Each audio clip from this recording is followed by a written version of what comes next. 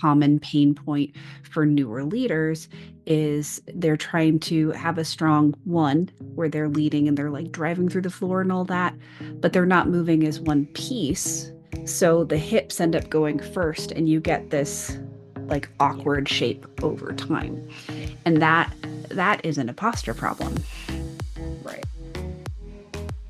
Hello and welcome to another zany episode of Nerdy West Coast Swing, the podcast with pixels where the anchors are out of this world and the points don't matter. We are here to help train your eye so you can learn faster and dance better. I'm Cassie Winter. I'm Alicia Marshall, and if you're wondering who are we to be analyzing these pros, talking about these topics, we both have a lot of experience in partnered and solo dancing, so that is how. Okay, so tonight we're doing a little bit of a Talking Heads episode. We usually do examples and whatnot, but I think what we're going to be touching on are pretty common topics that we probably all have heard, a little bit of like misconception type things. So, the things we want to talk about today are in part about the technique itself, but also in the language that teachers use to teach these techniques. There are three fairly common phrases that get used, especially like at the more beginner levels. But if they aren't really broken down correctly and specifically, it can make it a lot harder to actually try to do the correct technique. Or you get to a point where you're really advanced in your dancing and you're having to unlearn a whole bunch of stuff and then replace it with correct technique, which is a lot harder than just learning it correctly in the first place. So the three things we're going to be talking about tonight is the concept of stacking, the concept of keeping your feet underneath you, and it's just walking. Another preface that I want to make is like these terms, which we're going to dive into in depth, can still be helpful, but it's really important as a teacher to tell your students whether a term or a concept is something that's going to be permanent in their dancing or if it's going to be like a training wheels concept. Mhm. Um, like the it's just walking is like a perfect example of that, where it's more of a training wheels concept, and you don't want people incorrectly believing that that's just the truth of what the Yeah. technique is, because that just creates confusion down the line. And then we all think we're talking about the same thing. And then we get in arguments with each other for hours and hours, if not weeks and months. And then it comes out that we have been operating under different definitions of a word. It's just, Yeah, do you have some personal feelings about that? I thought in real life, yesterday, I encountered yet another one of these in my own dancing that Alicia helped me fix, and life is so much easier now. So, Yeah. You never know when you're going to run into some of those things that you're like, yeah, oh, I've been doing that wrong the whole yeah, time. yeah. And Cool. this one in particular for me was also extra funny because it was also making me walk wrong. So in my normal life, just walking from point A to point B, I was doing something wrong, and it might explain a whole bunch of like I have a connective tissue disorder, so I'm going to have chronic pain anyways, but I've been making things harder on myself than they have to be. Yeah. We. Quite unfortunate. So, first up, stacking. Would you like to give a brief explanation of how that term gets used? Yeah, so usually it's a way to more or less make you stand up straighter. Typically, it's some form of like head over, shoulders over hips over feet, that type of thing. Different people kind of use a little bit different phrasing of it, but Hmm. same concept where you're wanting to like stack on top of yourself in order to stay more upright. And it- to me, that one's frustrating because, like, in some ways, it's correct. In some ways, it's helpful, but it's not Totally, because a lot of times what happens when that concept is introduced, it kind of creates more of like a stiffness in the body because you're trying to stay so stacked. And being stacked is not always going to happen, especially because we pitch. So, yes, in terms of like, we do want our upper body to be, you know, not slouched over. But in terms of always staying stacked, that's not necessarily going to be the case. Like, the way I see it getting used is someone, either a teacher or a friend or like a peer, that kind of situation, sees something up with someone's posture and is trying to help them. And one of the first analogies in the tool bag is the concept of stacking. But unless you have the ability to correctly diagnose why that person's posture is off, Yeah. stacking might contribute to the problem and also increase or add physical pain to the situation.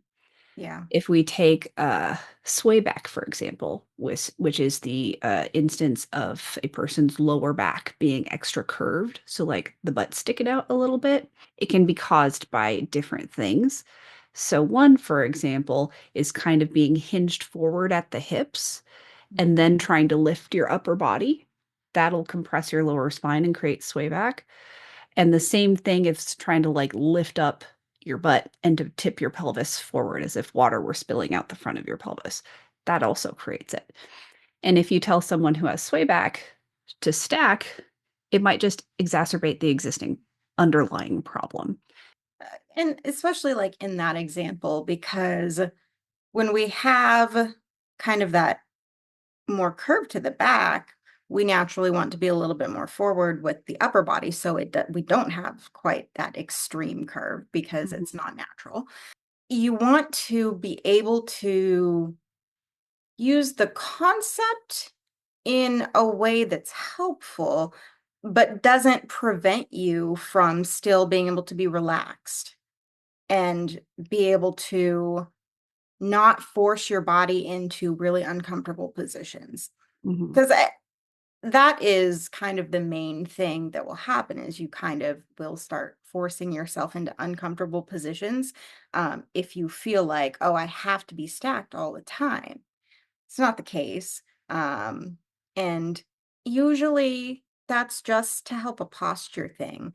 But if you are looking at somebody else and you think, oh, they could use the concept of stacking to help them, it could be a variety of things, like Cass was saying, like it could be that they have their shoulders dropped past the midline of their body, or they could be like like tipping over at the top to make kind of like a hunchback situation. And the other thing that is pretty common is like when you're trying to figure out pitch, that can also create a kind of unstacked look. Um, and it doesn't quite look right sometimes. And typically that's based on like the connection, like how they're leading, how they're following. Usually that has to do with like the rest of the body being disconnected from the arm. Uh, so it there's a variety of things that really could be happening, and just saying stack does not necessarily help everyone. mhm, So and there are some cases that, yes, like the idea of stacking just for your normal posture is going to be helpful. Like, but it's not a general concept that you should give somebody when you want them to look more upright in their dancing. mhm. So, And, springing off of how you mentioned being disconnected from the arm, the another part is just being disconnected in other parts of your body. So if like your upper body is disconnected from your lower body, Yeah. there's a difference between being stacked in a stationary standing position versus maintaining a more upright look through movement. Mhm. So, for example, a really uh, common pain point for newer leaders is they're trying to have a strong one where they're leading and they're like driving through the floor and all that, but they're not moving as one piece. So the hips end up going first, and you get this like Yeah. awkward shape over time. Yeah. And that is an imposter problem. Right. And you mentioned pitch earlier, Mhm. and I think it might be helpful to just do a basic vocab lesson. Mhm. So when we talk about pitch, we just mean which end of your foot is the majority of your weight over. We have dynamic balance as humans, so we can technically be balanced over our heel or our midfoot or the ball of our foot. Just because we're balanced doesn't mean there isn't a direction to it. Yeah. So typically, when you're facing your partner, if you're pitched over the heel of your foot, you are pitched away from your partner. If you are pitched over the ball of your foot, you're pitched towards your partner. And these Mhm. tend to coincide with our basic connection points. So when you're away, tension. When you're toward, compression. If your back is to your partner, it reverses a little bit. And if you're forward pitched, you're more away. If you're backward pitched, you're more compressed. But most of the time, we're facing our partner in some instance. West Coast swing is a weighted counterbalance dance. When we say counterbalance, we're being literal. It's not a look. We are putting weight into the connection in order to counterbalance each other, which is why practicing with yourself in midair is going to feel a little bit different than when you're in a connection with another person who can counter you. There is a different definition of pitch that you can hear. For example, Brandy teaches a different one, and her definition of pitch is the vertical relationship between your head and your hips. So if your head is forward of your hips, you're forward pitched. If your head is backward of your hips, you're backward pitched. And the way she incorporates like the whole body, what the net weight and tension is, back versus front, she includes a term called poise, which is the vertical relationship between your hips and your feet. So if your hips are behind your feet, like more over your heels, that's a backward poise. If they're more over the ball of your feet, that's a forward poise. We find that distinction to add more confusion than it helps, and it's easier to think of like the whole body. What is the net result? Which end of your foot is more of your weight over? Mhm. Yeah. You don't have to be perfectly stacked and tipping to create a correct pitch. Yeah. So, one of the things you can see is in a really heavily counterbalanced dance between one of our wonderful champions. They'll almost be sitting away from each other, and their upper bodies will be more or less perpendicular to the floor, straight up and down. Mhm. But their hips will be way back past their feet because they're countering each other. Um, and when people try to achieve that, they try to achieve the aesthetic of it instead of the Mhm. mechanics of it. And what ends up happening is both of their butts go far away, but their heads stay close to each other. It's very awkward. Yeah. If you are someone who has received the feedback to be more stacked, what you can do, especially if you're like in a peer group, is ask people to describe what they're seeing instead of instructing what you should change. Mhm. So, for example, someone might be like, well, I see your head very forward of your hips, for example, or I see your hips starting underneath your shoulders, but then being behind the shoulders. And you can take that kind of data to an instructor, and they'll be able to help you actually address the root cause instead of, let's just Mhm. stack it, stack it, baby. So in general, like using the idea of stacking, it if you're going to use it, it's probably best used in the sense of just separate of your actual movement, just how your posture is. It probably should not be used in the sense of your actual dancing, your actual movement, because that's when we need to start, we counterbalance ourselves sometimes, we get into different shapes, and then the stacking no longer applies. Yeah, because we want to do fun things. Yeah. If you were just like vertical rulers the whole time. I mean, if you want to do that. Actually, when I'm tired, I do that. Fair. But it's nice to have other options, you know? Yeah. Next topic, keeping your feet underneath you, which is just like around the corner from take smaller steps. We'll probably talk about both a little bit. Yeah. Keeping your feet underneath you tends to be like a reversed way of thinking of stacking. So instead of putting things on top, we're trying to keep things underneath. When someone says, "Oh, you should stack," they're probably seeing similar things that they would say, "Oh, keep your feet underneath you." It's all connected.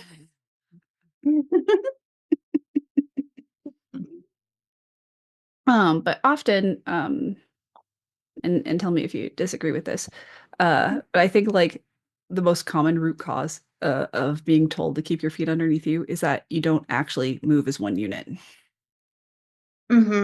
That or they feel like it looks like you're falling one way or another. Yeah, yeah. So there's some either disconnect between the feet all the way up to the head, and the body isn't moving as one piece. And we say that we don't mean rigor mortis one piece. We mean that like if you take a 3-foot step, we expect the rest of your body to more or less catch up with the foot Mhm. instead of all the time. Or another thing that I see is people almost dancing like a pendulum. So like their feet just constantly swing out from underneath them Yeah. and they don't actually go anywhere.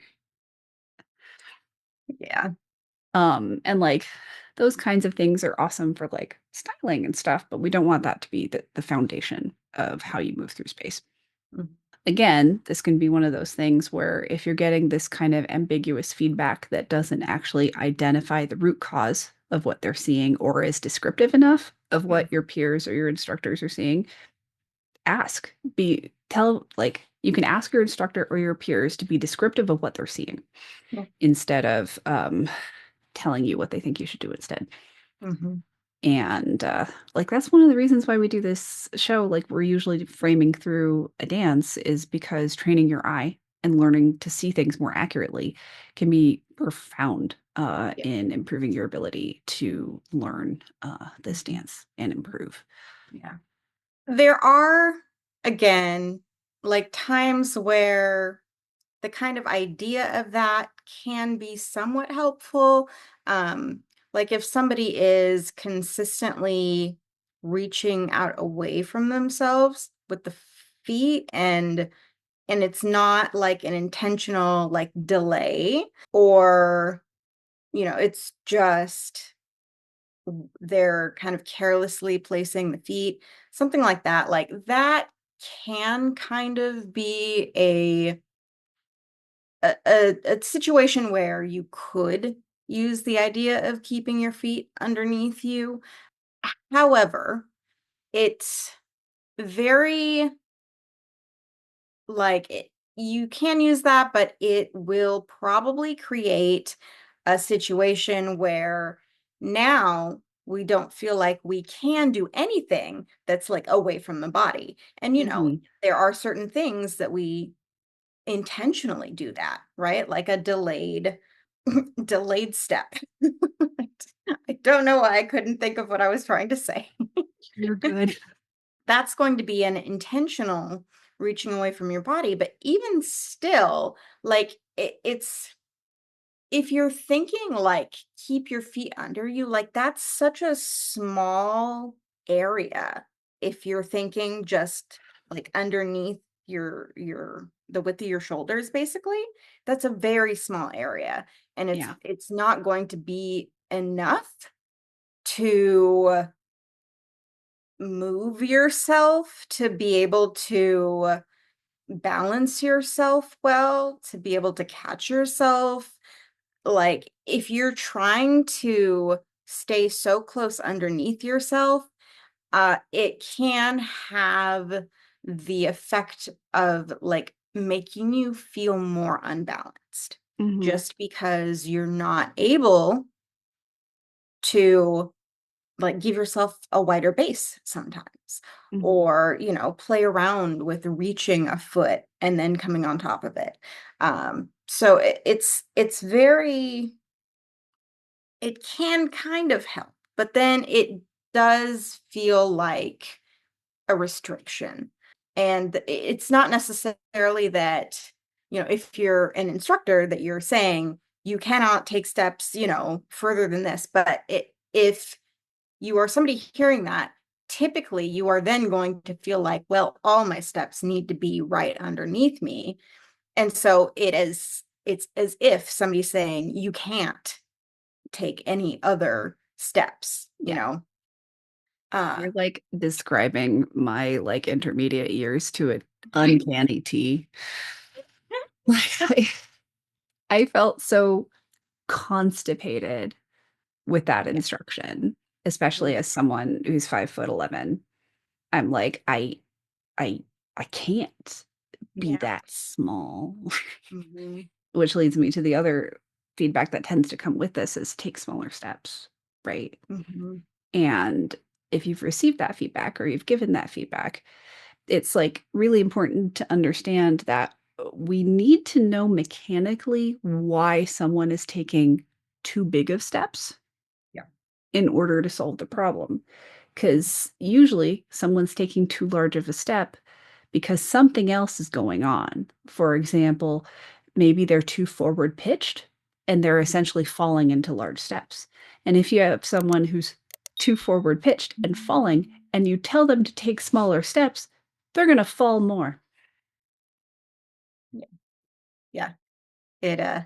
It will make it worse, that's for sure. They're going to feel like Um, they're tripping over their toes, and it's going to be really uncomfortable. yeah. Yeah, and in another situation that tends to be happening when you're getting the feedback, you need to take smaller steps. Usually, you're, like, pressing out of the back foot, uh, more, like, as a follow specifically, like, you're pressing out of the back foot more than you should be, and that's kind of propelling you. Mhm. So it's kind of a similar thing to if you're too pitched forward. Mhm. This is just where you're very intentionally pushing yourself forward. So you're creating that, like, larger step Yeah. because you're really pushing forward, Yeah. right? So that's not really what we want to do, especially as follows. Like, we want to hang back. We will naturally take larger steps if we are being led through, like, an accelerated pattern, something like that. But it's not that you're pushing out of the back foot. That's not why that happens. Mhm. And typically, the steps that you take if you're hanging back aren't going to look quite as large, even if you are being accelerated, like, than if you're pushing out of the back foot. So a lot of that take smaller steps thing is, it has to do with, like, how you're moving yourself. And a lot of times for follows specifically, you don't need to be moving yourself. Your partner should be kind of initiating that and you're following through. Mhm. Uh, so And the you should, acceleration happens through your first triple, not on your one. right. So you shouldn't feel like you have to really press out of anything, um, unless you're wanting to, like, style something specifically. But Mhm. in general, you shouldn't feel like you have to do that to propel yourself necessarily.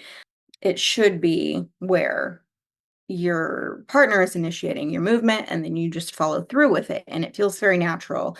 And that's where, like, in my mind, the shoulders are the ones that are traveling and the feet just kind of fall underneath it where it naturally does. Hmm. Uh, and that's kind of what you want it in terms of, like, if you want somebody to be taking, smaller steps, you want them to be kind of more moving the upper body and let the feet fall naturally where they may. And typically that is going to fix the problem. And it's not going to make them feel claustrophobic. Yeah. And this reminds me of a fun, like we were talking with a friend yesterday, and we made the distinction between technique versus adding power to Mhm. that technique. Yeah. So, for example, if you're a leader and you've ever been told to drive through the floor to Mhm. create your count one, Yeah. driving through the floor is a way to add power to your basic. Mhm. It is not itself your basic. Yeah. So the basic is you're trying to move your shoulders and your upper body down the slot, and Mhm. that affects the handhold, which then brings the follow forward. And especially if you're a taller leader, such as myself, all you have to do is go from being pitched over your heel to being like a centimeter back past your heel, and your follow is going to come forward. You don't need to push through the floor to create that. You are literally just letting your weight shift backwards. The Mhm. weight of your body will accomplish that. If you're trying to accelerate a partner or add more power for any given reason, then you use, as a leader on tier one, you're using your right foot and your right leg to push into the floor and to try to move the floorboards forward in front of you. And that's what adds power to what you're already doing. And so that concept of like driving off of your left foot as a follow to move forward, that's the adding power part, but Mhm. that's not your basic. Agreed. I like this episode. This episode makes me happy. If you have gotten the feedback to make your steps smaller or to keep your feet underneath you, I would not focus on that. I would look at the rest of your technique instead, because most likely it's something else that you're doing that's creating that. Mhm. So, like we were saying, just trying to keep your feet underneath you, trying to take small steps, that's not going to necessarily fix any problem. It's Right, just going to create a different problem. right. So, Bingo. yeah, you want to try and fix the actual problem if that is something that you are getting. And I also want to say that, like, with all these things, like, the feedback is probably valid feedback. We're not trying to say that, like, oh, this is not at all good feedback.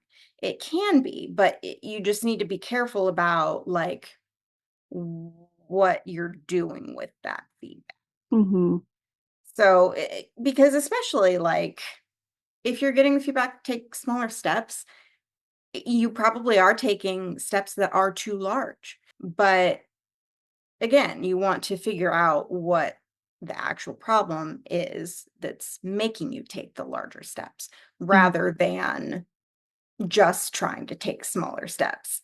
Because that, and this kind of goes into the idea of getting into certain, like, body positions. It's similar in that, like, yeah, the idea is correct. Like, you want to move through this position, but it's just going to not be functional if you're not doing a correct technique with it. You're just going to be putting your body in a position that looks pretty much correct. Hmm. When that happens, it's going to feel so much harder for you if you are doing these things where you're not actually fixing the root problem and you're making these corrections instead. Like, you're going to feel like you're putting so much effort into your dancing, and that shouldn't be how our dance feels. It should feel chill. It should feel natural. you shouldn't be feeling like you're constantly forcing your body into certain positions just to be in said positions, because you're probably not using the correct technique that creates that. And that's something that happens very frequently when it comes to competitions, is that like judges are seeing, they don't have a ton of time to look too deeply. And so Mhm. they're seeing that like, oh, this looks correct at a glance. And that's because you're putting yourself in the correct position technically, but the function of it isn't correct. Mhm. So, like, unless you are really taking a good look at it, you can look like you're doing things correctly for the most part, but it's going to feel really hard to you. Yeah. And we don't want No truer words have been said. that. All right, next topic is just walking. So this tends to be a phrase gets used to try to help newer dancers be successful quicker, Yeah. to help them relax, Mhm. to help them move through space without being tentative and like picking up their feet and like moving awkwardly. Because in theory, Yeah. everyone who walks into a dance class can do a basic West Coast swing pattern successfully right away. The trouble comes when we as teachers aren't clear that that's a training wheels concept. And also it can be problematic because not everybody actually walks correctly anyways. Yeah. I'm not speaking from experience from me yesterday. And then why it's incorrect for for actual West Coast swing technique. Walking, human locomotion, is controlled falling. It's where you're driving forward off of a back foot and you're expecting your front foot to catch you. Yeah. We don't really do that in West Coast swing. Last night before our local dance, I was hanging out in like the adjacent room while the intermediate lesson was going on. The intermediate instructor was playing really slow music, which made me happy. But I was just there with some fellow, like a student and another nerdy person who might become a student. And I was watching all the students. And I was like, they're all working too hard to move this slow because they're expecting them to be completely balanced for way too long and then switch feet and then be balanced for way too long. And I said, if I would do this, I would be split weight most of the time. And I got up and I demonstrated me following a just a basic whip without a partner. And I was like, watch how much of the time I am split weight for this slow of a song. Yeah. And they were like,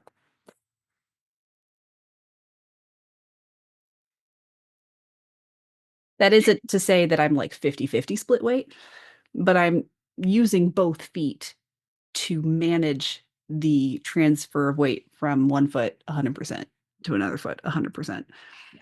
So most of the time when we're dancing slow, we're using both feet for that extra stability and control. Hmm. That's just an extreme example of how the difference between foot strike and weight transfer is something that we are manipulating all the time as dancers in general, but Yeah. particularly in West Coast swing. There's a Mhm. distinction between when your foot touches the floor, which is on the beat. So 1, 2, 3, and 4, 5, and 6, or 1, 2, 3, and 4, 5, 6, 7, and 8. That's when your feet touch the floor. But our weight transfer over that is more or less continuous. That's where the movement, where we're filling in between the beats, that's Mhm. where that happens. And expecting yourself to be able to be like 1, 2, 3, and 4. Ah. Yeah, And no. so that is by definition, so obviously that was the controlled falling. And that's why it's so hard for people. But what our dance is not controlled falling. We're just like, I don't I don't want to fall. I mean, Tatiana has her own like PhD program in controlled falling because of the shenanigans she gets up to. That is in fact controlled falling what she's doing with her acrobatics, which is awesome and cool, and I am never doing any of that because I would die instantly.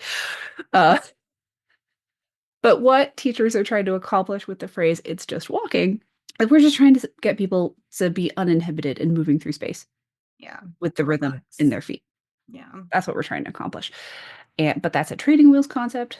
And what advanced dancers are doing is not controlled falling. We're just gonna take the falling out of the equation and we're just gonna have the control. Yeah. Kind of piggybacking off of that.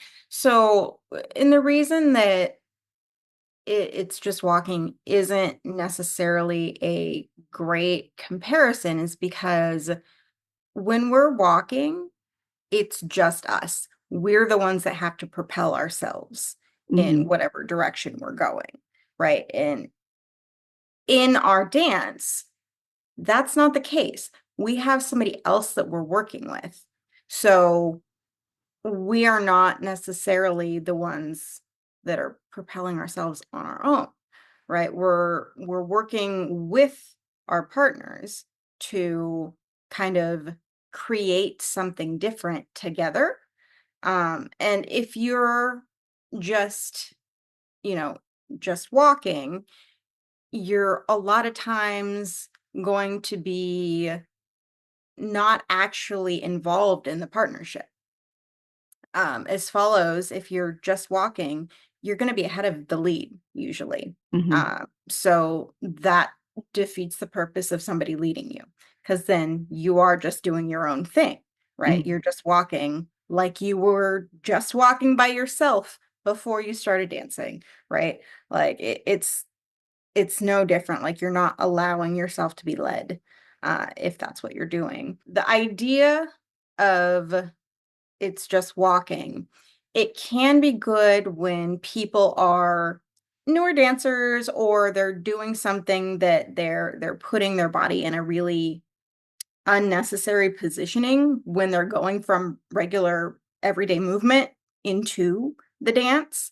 It can kind of be helpful in that sense where it's like, you're doing too much. That's kind of what it is saying is just you're doing too much, right?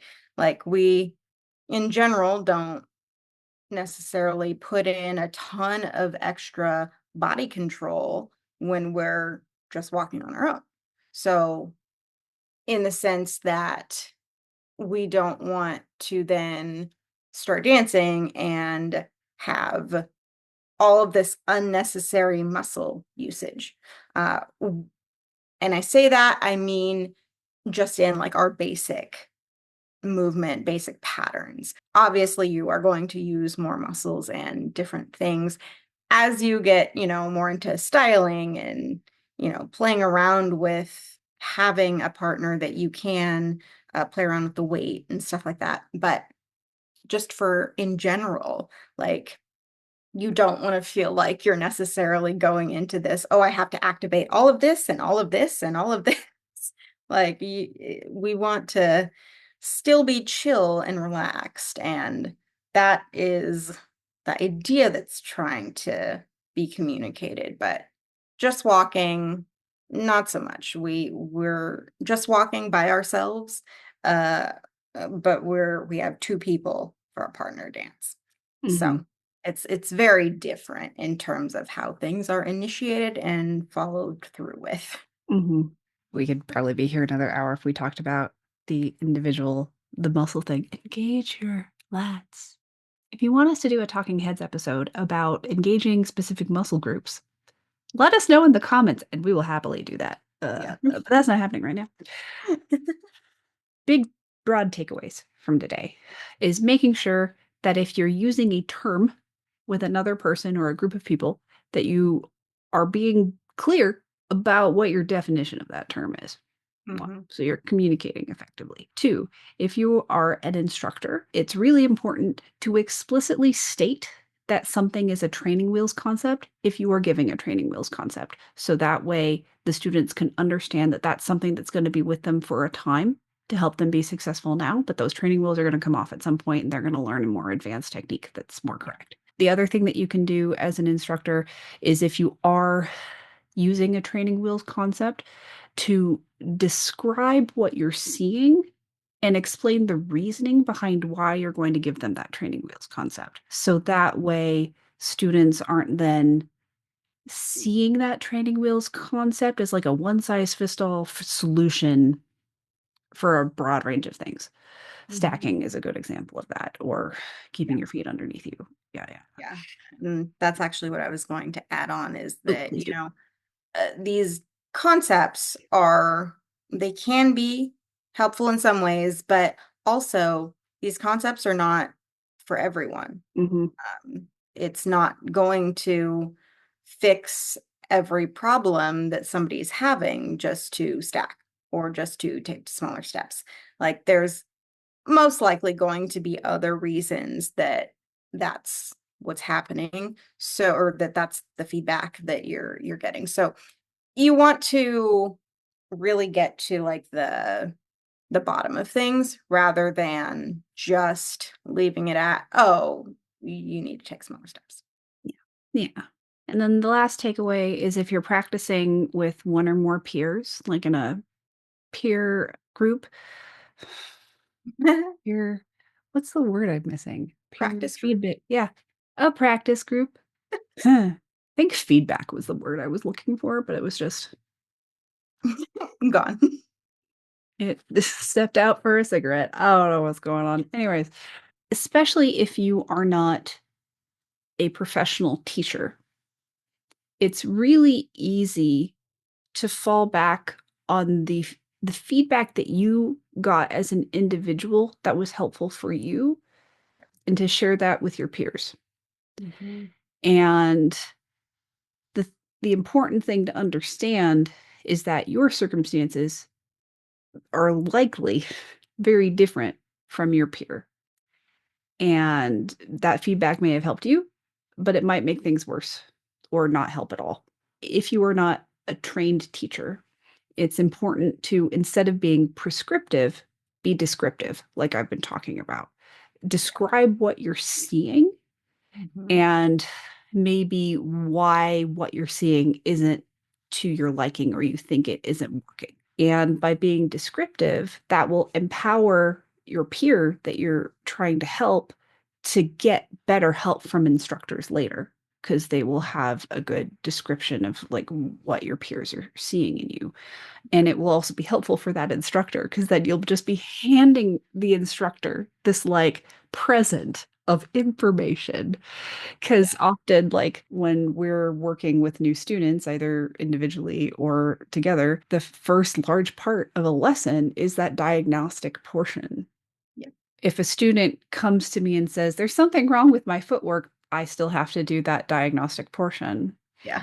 But if someone comes to me and says, my peers are seeing me take too large of steps, and I would love help figuring out why that's happening. That's like it's like candy. I'm like, "Ooh, that's a good question. I'm so excited." And then the diagnostic portion is so much faster, and we can get to the actual training faster. So, Yeah. yeah. Is there anything you want to add? Big Um, takeaways? If you don't know what the root cause of something is, don't just take a general concept and apply it. Mhm.